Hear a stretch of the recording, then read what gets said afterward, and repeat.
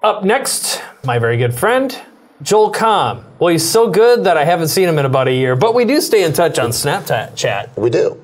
It's good to see you. Great to have you. Yeah, great to be had. It is. It's nice to be having you right now. There we go. So, can we do this interview in with an accent? We probably could do that. I don't know if we should. I will talk like this. So we've been heching and haching. So we met each other, I think 10, 12 years ago-ish now. It's been a long time. Yeah. You're one of the first guys I met in the business. And you've been online. We were actually just doing a little trivia thing not long ago. You've been online since 1980. Yeah. Actually got online that I know of the first time in 81. And we were just wee lads. Just, infants, so to speak. Yeah. So just for people who don't know Joel Comm and what he is, what he does, who he does it for, what's your mini commercial? Let's do a different one. I've been in the internet business for 21 years now. Been building profitable sites, selling businesses, creating software, writing books, speaking, teaching, training, podcasting, creating video, etc., and so forth. Audience building. Yeah. We'll do that. And platform building. That is true. Engagement. Right. And you've been most recently, and we talked about this in our extended interview. By the way, shameless plug for that is at mrbz.com/podcast. You can get our extended interview, audio or video. But it's the double wide.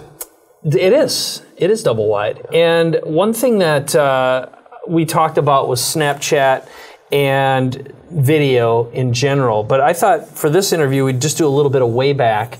And you were the first guy I know who got into writing games and doing apps really early on. I mean, as soon as the iPhone opened up its app development I was doing games before then. Yeah. I was doing games in 1997, had partnered with a programmer at UC San Diego who was a grad student, and he had developed the foundations for one of the very first multiplayer game rooms. So it was games like hearts and spades and chess and checkers where you could play against other people in real time. And we built it into a site called classicgames.com. And in 1998, it got acquired by Yahoo and became Yahoo Games. Right on.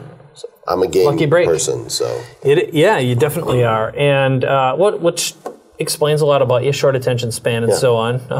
Squirrel. Yeah, exactly. Flying squirrels, apparently. But what I wanted to do right now, I wanted to provide some value to our viewers right now through your life. And so what I thought I'd do... But this is how I do. This is how value... This is why people... I think why they follow me. It's not my looks, okay? So... You're at least not the way I smell. I can't smell you from here. You don't smell like a bag of onions, so that's good.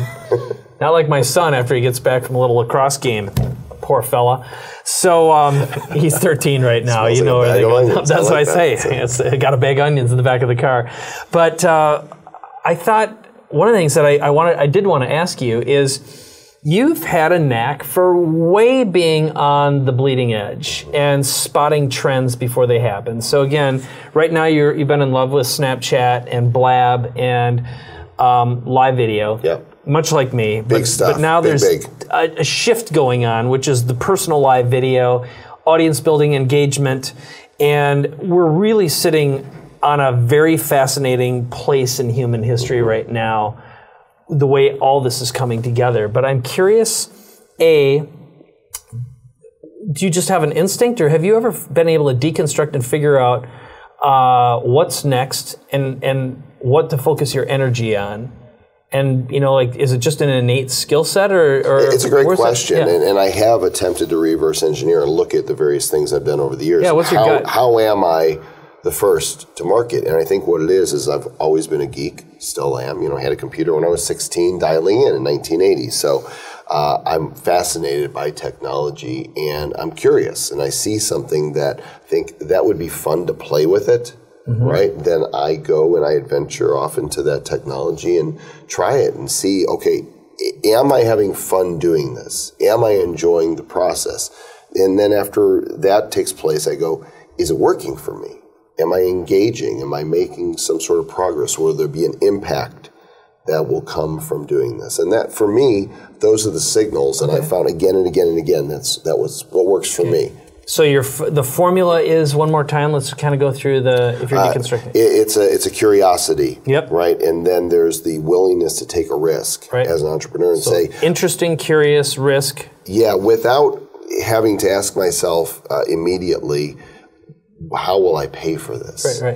Right? I trust the process that as long as I'm willing to take the risk with it, do I have fun with it? Yeah, am I engaged? Because if we're not engaged with what we're doing, then others, it's going to translate to, well, that looks boring. Yeah. But my enthusiasm carries over because I'm excited about it.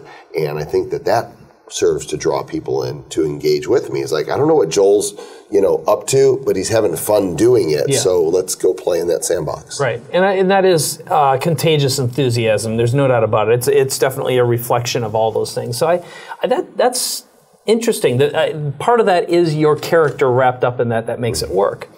So right now, again, if you kind of go back to some of the early days, you started putzing around with games, online games that evolved. It was game putz, yep. Yep. And then, as time went on, you did one of the first online TV shows. And of which you were a guest on my show. That was a lot of fun. 2007, if you can believe that. That was a big risk. I can remember looking at it. When I heard it, I'm like, hell yeah, I want to be involved. And I'm like, how is he going to monetize that again? But you had the sense at the time, you brought in like one of the earliest YouTube stars. And I can't even remember some of the other characters that you brought in, but it was sort of like what's the name of that It was TV The Apprentice show? Meets YouTube. Yeah. That's what it was, and I had better hair than Donald Trump. So you had that Fewer political aspirations, though. There you go. Yeah. I ain't going there with you, baby. Yeah, that's it. There's a period at the end of that, paragraph, end of we're good with it. Yeah. And it was a good experiment, but it was really a giant vision that, ultimately, I don't know, that did not make you money at the time. No, but amazingly, we ended up breaking even on the whole production with the back-end product. Next Internet Millionaire. Next Internet Millionaire, nextinternetmillionaire.com. The site is still there. All the episodes are available for people. And, brought in 12 contestants, 6 men, 6 women, U.S., Canada, Costa Rica, and U.K. Yep. Brought in a dozen experts. And I think you were episode 7 or 8, somewhere in there. And it was about video. Yeah. Right? And we gave the contestants a task to do, and then somebody was make little commercials. They were somebody was eliminated, and the winner got $25,000 in joint venture, gave him a suitcase full of cash. And it was, I think that when my peers heard I was going to do that, they're like, oh, dear God, he's going to embarrass us all with webcams, right? It's going to be this rinky-dink operation. But we had, 4 HD cameras shooting. It was real production. Yeah, it was very impressive. And thank you. Yeah, no, it was a lot of fun, and it was ballsy, no doubt about it. And then, what year was it that you came out with the Fart app? 2008. Then the following year. As soon as we heard that Apple wanted applications, I pulled the team into the conference room. And we had one of the first 1,000 apps into the App Store. Yeah. It was the iVote app. But it wasn't until December of 2008 that iFart was released upon the unsuspecting public and exploded to the top of the charts and made a stink. Thank you for that. That was wonderful. I can keep going. Oh, yeah. Well, you got They're trying not to laugh over here. Yeah. Well, it was great. They can laugh. They can laugh. We have our audience, our fabulous, gigantic audience of 2 in the studio today. Or is it the audience of 3? Look at that. One of them's not One of them's invisible. All, no. You know what? I could tell she wasn't looking at me, and that made her invisible. But the next thing, if we kind of move on, so apps, and also you were one of the first people I knew who wrote and published, became a New York Times bestselling author. 2006. Well. Okay. It's been 10 years, actually, this month. Wow, not just this month.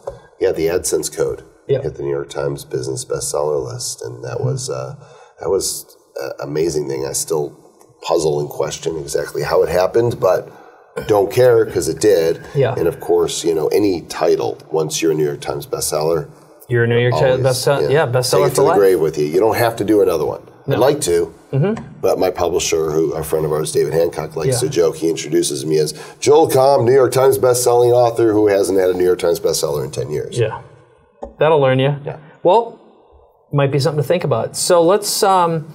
We talked about this in our extended interview, which is what excites you most right now. Yeah. What's really getting you jazzed, and live video is one of the things. But if you're going to put on your future face for a moment, and add on to that original prediction, do you have any interesting predictions that you see right now, or just have a feel for that you're noticing as you're going from event to event? You're surrounded with a lot of people who are exposed to a lot of things. I mean, that's a nice thing. It's like millennia of experiences all stacked in one place. You have access. So aside from 3D, VR, and live videos, is there anything else that you're super curious about right now that you see some interesting trends or just have a feel for at the moment? Well, I mean, not that I'm going to personally be playing in that arena, but certainly robotics and AI and self-driving cars, all that. Basically, all the science fiction films we saw are right. The robots are going to take over and kill us, and then we can move on. There we go. Yeah. The drones. I'm not the drones particularly are coming. excited about that, but there are some, there is a frightening side to everything that's happening, but I choose to look at the, what's fun to play with, what can I use to, the bottom line is this, I'm here for an event and here to meet with you, and the human contact, the ability to have that, I think, is going to be more important than ever, especially as VR becomes a thing, and we're kind of sequestered in our own homes. It's so easy. I know there's something. There's a new book that just came out from Arianna Huffington about sleep, and she's tackling this because if you go back a couple of years before her last book, she basically fell apart. She broke her jaw. She fell asleep on her desk and broke her jaw. She fell down. And it turned out one of her big issues was sleep. And so I'm a fan, by the way. Yes. Not of but she talks sleep. about screens and how it's affecting our sleep. Yeah. And the basic deal, it definitely is very disruptive. So I think that's the integration of all this stuff is very interesting to focus on moving forward. So anyway, I didn't end this particular interview on a gigantic high point, but I do want to encourage our viewers. Crescendo here. We shall. So number one, make sure you check out the extended interview. We dance all over the place, do some more interesting stuff. But the other one is head on over to mrbz.com/Joel. You can find out more about what Joel's got going on right now. So for that, my friend Joel Comm, always great to have you in the studio. Thanks for having me. You got it. Follow him at Joel Comm with 2 M's. 2 of them. There you go. Bye-bye.